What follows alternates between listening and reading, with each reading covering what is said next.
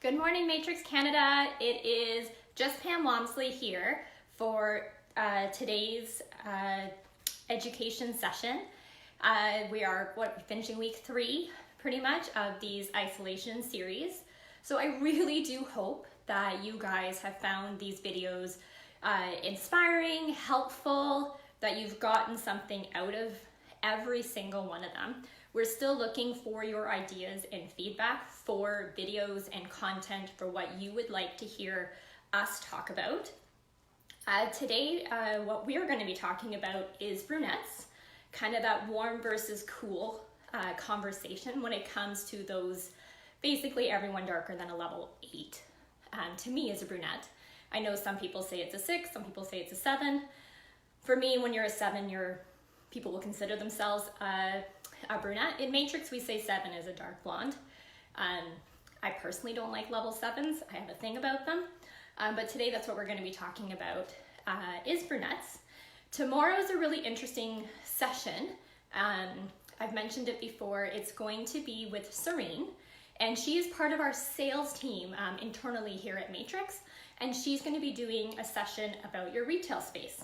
And then what we're going to be doing with that side of our team is every week they are going to be taking, I believe it's Wednesdays, to be doing something salesy, commercial, to help you guys when this is all over and we actually go back to work. I just got the final schedule for next week and it's pretty amazing. Monday we have a guest speaker. Her name is Andrea Sampson. She's been in the industry a long time. I don't even want to say how many years, but she is really motivational. She's incredibly inspiring. I've met her kind of throughout my career in different stages, but I actually got to hear her talk. She came to our educator training and half the room was pretty much in tears because she is just that powerful. So on Monday, I'll post the schedule probably tomorrow for you guys. Earmark her because you are not going to want to miss Andrea's conversation. Next week is, what's the holiday next week? Easter. Next week is Easter, so it is a shorter week for us because we are going to take Friday off. Not that, salons are not back at work yet, but we will not be doing a video on Friday. Tracy, I'm really happy that you got to catch a live as well. It's awesome. I'm glad you're watching with us. And Mary, thank you so much for saying that. And thank you for all your support right now, Mary. You've been fantastic. So hang on, one more sip. My husband was super sweet and brought me a cup of tea. And I'm like, I'm going live in like 5 minutes. Can't drink it. So trying to be kind to him. All right, so brunettes. So as always with every video, if you have any questions, comments, concerns, anything, please always drop them in the comments below. And it makes me happy to have someone to talk to, but it also, I want to make sure that I'm covering the information and answering the questions that you're having as we're going. So I'm having a bad hair day. I don't know why this one curl won't straighten on me today. It was almost a curly hair day today, but this piece is, I can see it, so it's bugging me. So if you see me playing with this piece of hair, it's because it's sticking in my head today. All right, so as I was saying, we're talking about brunettes. So in the world of Matrix, brunette is pretty much everything darker than a level 6. Me personally, in my head, if you're an 8 and lighter, you're blonde. 7 is the level I don't like. It's the level that every time I use it, I wish they were lighter or darker. I do a 7 and I put tons of highlights and lowlights in because I don't really love the way a 7 looks. To me, it's that on the fence shade. Be a blonde, be a brunette, pick one. So that's just me. I feel like every stylist has a level they don't like, and for me, it's a level 7. We've talked about this piece of paper before in our videos. This level finder should be the most used in your swatch book to really make sure you're accurately determining your natural level. We know everyone has underlying pigment. Absolutely everyone, and everyone pulls warm. It's not we all have a client, or I'm assuming everyone has a client, or maybe I just have all of them, who say, I pull warm. I pull really warm. My hair always goes warm. Well, it's not new, it's not unique to that one person, or in my case, pretty much all my clients. Every single person has this. And the thing with brunettes is they are living in the area that has the most pigment. They have the most of both pigments, the most eumelanin and the most pheomelanin. And because they have the most, it can sometimes be the hardest shades to actually determine where you're going, because that hot zone is between 4 and 7. This is where the most of both pigments live, and it's the area where everybody wants to be cool, but they have so much packed pigment in there that it makes it really hard to get a cool shade. Thank you so much, Leanne, for saying that. Awesome.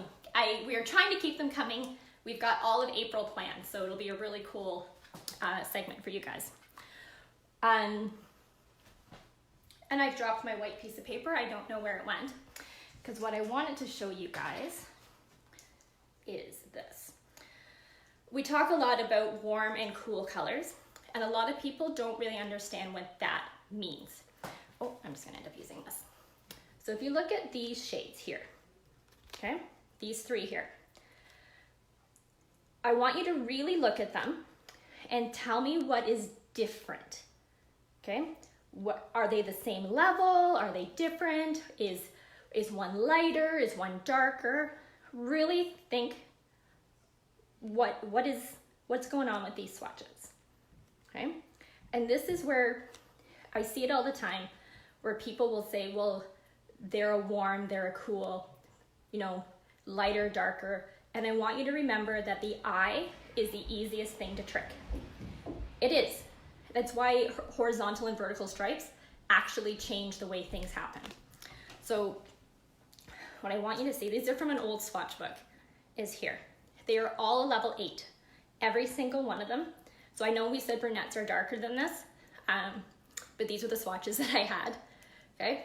So what you can see is that your warm swatch, okay, this is your 8W, looks lighter to the eye because warm colors reflect light, whereas cool colors, you've got your 8A, absorbs more light, which actually makes one look lighter or darker than the other, even though they are all exactly the same level. So think of this with a client. You've highlighted them, you've lightened them, you've done something corrective to them, or you've brought them up a couple of levels, but then they want to be super ashy. And then you do it ashy, and then they tell you that it's dark. That is because they are so used to seeing warmth. So even at an 8, if I went and made them very ashy and kept them at the same level, they're going to think and feel like you've darkened them, okay? Just because of that reflection of light, okay? I hope that makes sense. And I hope that's kind of made you think of a couple of clients where that has happened. And it also, it is just a law of color thing. This isn't a matrix thing. This is what happens with pigment. And you've seen it when you've toned highlights, when, you know, you've toned somebody and they feel like they're suddenly a brunette, but it's because they've gone so ashy that their eye thinks that they've darkened a couple of levels, okay? So just keep that in mind as we're talking about brunettes. Okay? So what is a warm shade? What is a cool shade? So what I want to just very, very quickly do is talk out a color wheel. So we know, sorry, and I have a cheat sheet here that I'm going to turn on for myself, and you'll see why I'm doing this in just a second. Because I want to make sure my wheel matches my cheat sheet wheel. So we know that we have, okay, and I'm sorry, I'm going to call this out right now. This is going to end up looking backwards because I don't know how to write this backwards so that you can read it forward. So what I will do after this is done is post a picture of it in the comments below so that it is the right side for you. And I hope that's okay with everyone, because you don't want to watch me try to struggle to write this backwards. Okay, so we know that we have red,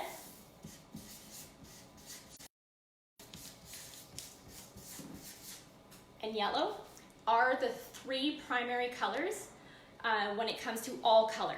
Again, this is basic color theory. This is not a matrix thing. This is color, how it works. So in between all of this, between yellow and red, we have our orange. Between red and blue, you've got violet. Between yellow and blue, we have green. Okay? Hopefully this is nothing super new to anyone and we're all following along. And again, I'm sorry, I know it's backwards. Okay? So when we start talking about warm and cool colors, this is your warm side of the chart. Anything that has a yellow to a gold to an orange to a red shade to it is a warm shade. Think colors of the sun.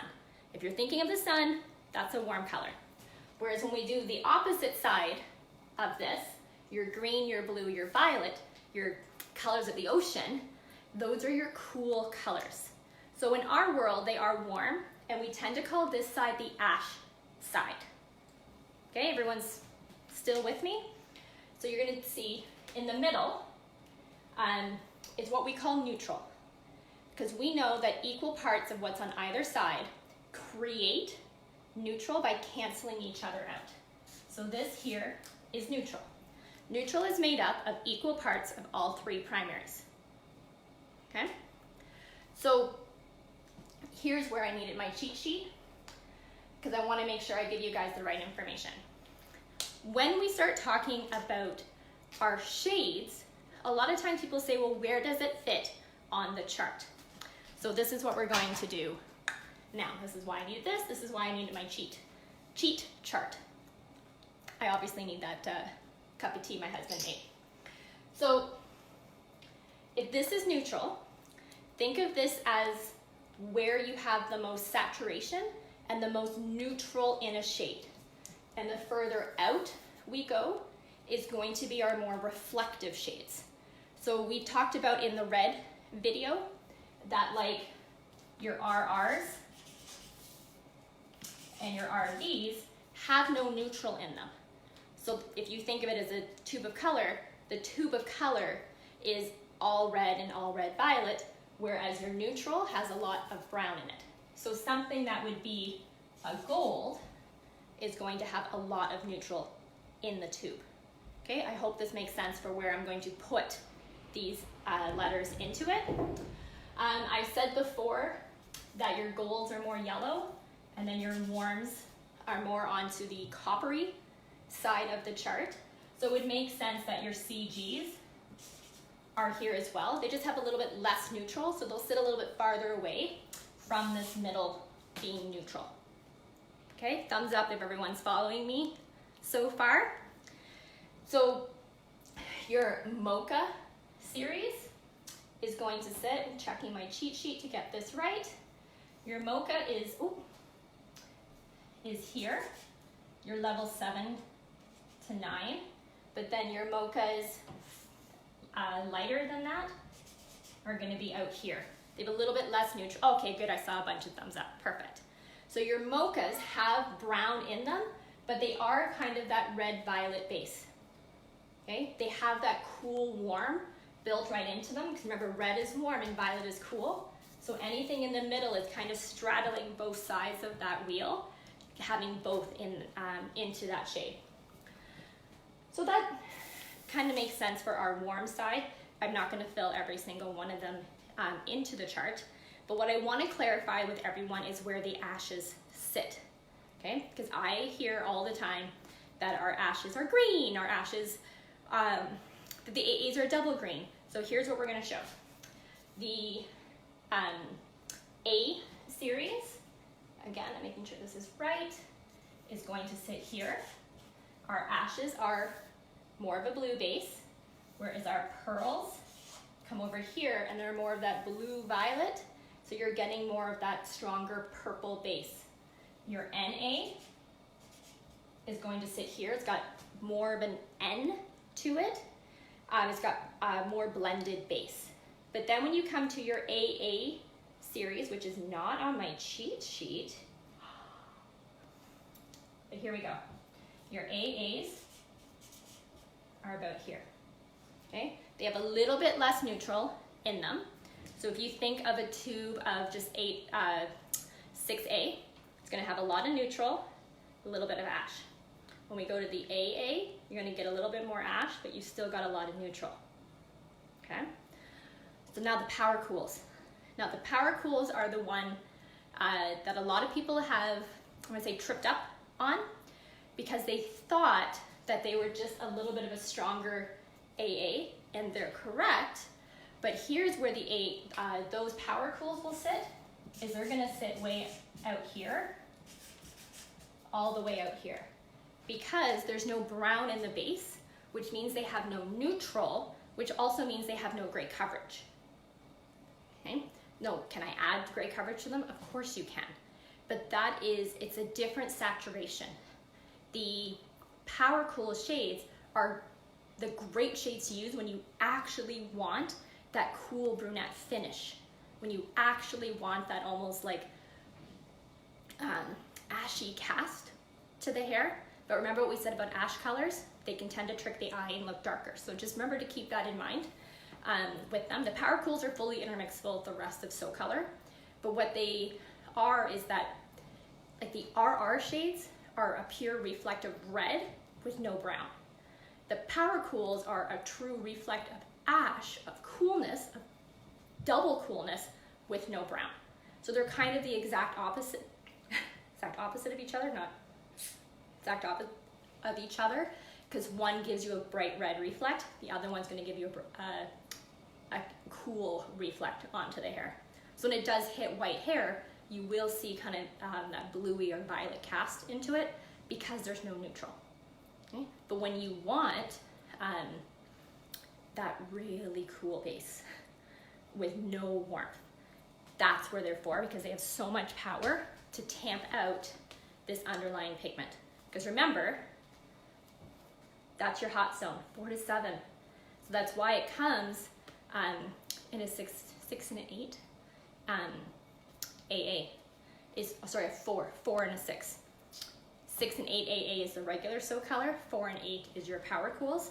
But remember, that is your hardest zone to get an ash shade because you're controlling so much of this. Remember that every single end result formula is what is in the tube plus what the hair is contributing. The hair is always contributing warmth. It is always contributing something from the warm side of the color wheel. So if I'm adding warmth into something that's warm, I'm going to end up with a very, very warm color. But now if I want to cancel, to neutralize, I got to use something that's across. What I want you to notice is nothing is in the green section.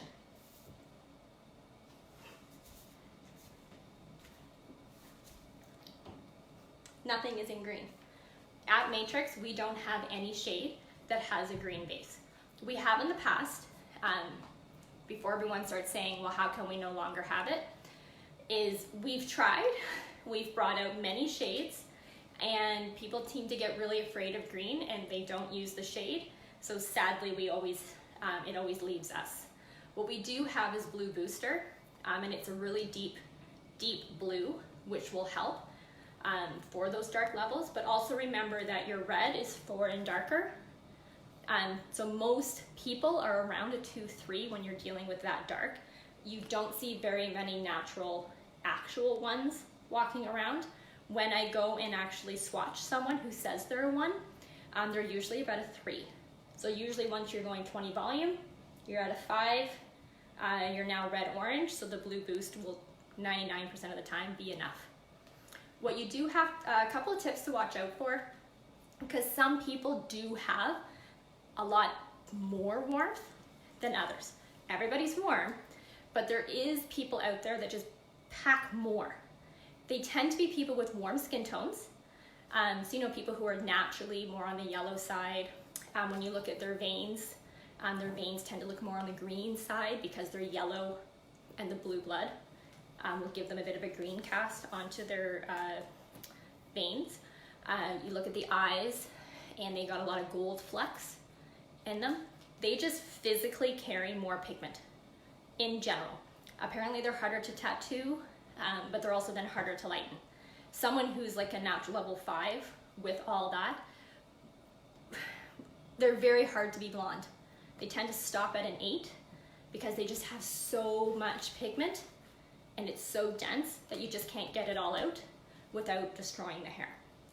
So just think of those things when you're consulting with clients. There's also, oh my God, the word, because I looked it up right before I did this. There's a ring that goes around the outside of someone's eye, and it starts with an L, and I forget the name of it, but I will post it in the comments afterwards.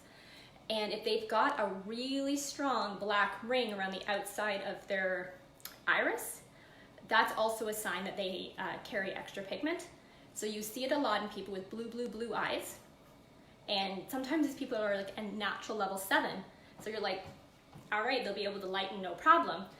But they have so much pigment, it just won't go. And you've done it and you're like, I don't get it.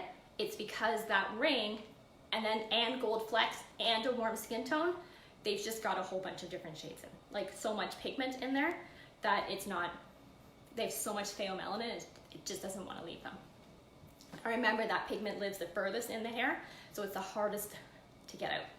Whereas eumelanin sits more on the outside, that's why it lightens off so quickly. I think I got those the right way around.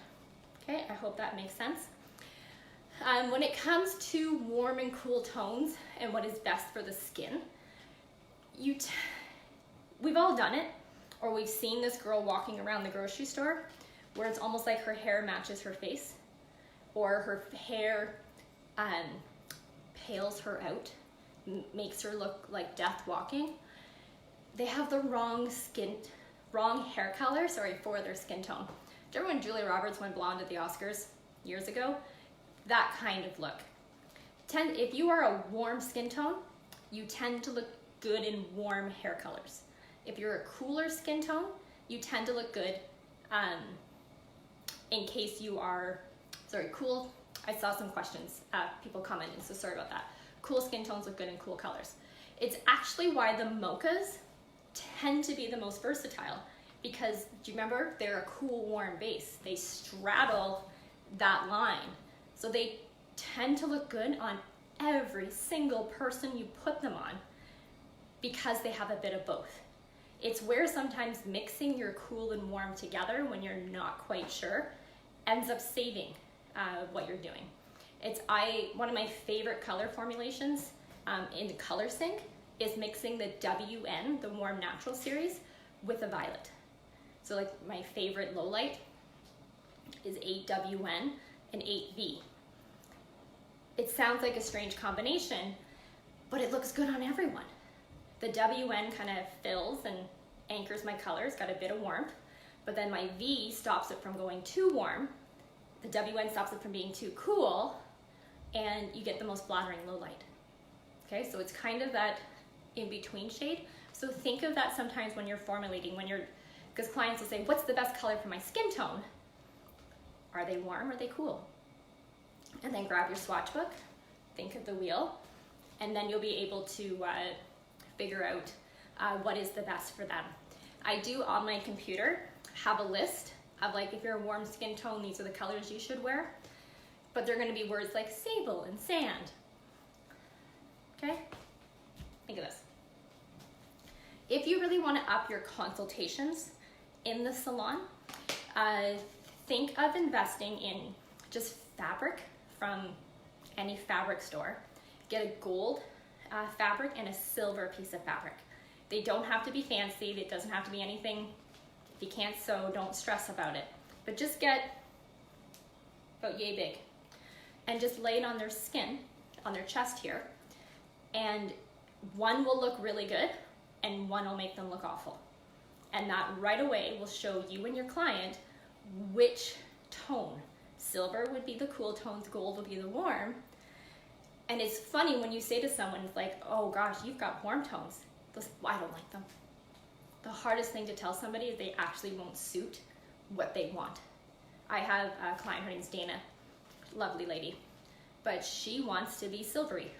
She's lifts to about that level 7 that I don't like. But she wants to be cool. Very, very, very cool. Like cooler, cooler, gray, gray, get me silver without being gray. Like that's what she wants. But she is so warm in her skin. She's got the blue eyes with the gold flecks. And it looks horrible on her. Horrible, horrible, horrible. So I just never quite bring her there. And in her mind, she's like, I just want to be silver. So one time I did one piece of her hair quite silver. We did like a little accent piece. I think not even 12 hours went by and she hated it. Because she then finally realized that silver up against her white skin, her warm skin, doesn't look right. So we've probably all done it to one client and then warmed them up or cooled them down. I hope that makes sense. Okay? So remember, always check your levels. What I do have, because I didn't put it away, is this from before. And yes, I know it's backwards. I will post it the right way into the comments because I don't know on here how to flip it to make it correct for you guys. So always remember to check your natural level and always remember to check your desired level. Just think, you can't ask Siri where to go. If she doesn't know your current location and doesn't know where you're going, you can't figure out your path to get anywhere. And really make sure it's the lift and bump, and then you slide your swatches in to determine that natural level. If you're guessing from across the room, I've always seen people guess lighter than what the person actually is, and it will throw off your end result every single time. And my cat's meowing at me. Remember what I said about how your hair naturally will always give you warm. Warm is your underlying pigment. This is what is in the tube, and then this will be your end result. So if I have a warm hair color plus warm underlying pigment, I'm going to end up with a very warm end result. So if I put on like 6G plus warm underlying pigment at a level 6 is dark orange, I'm probably going to end up with more of like a CG end result.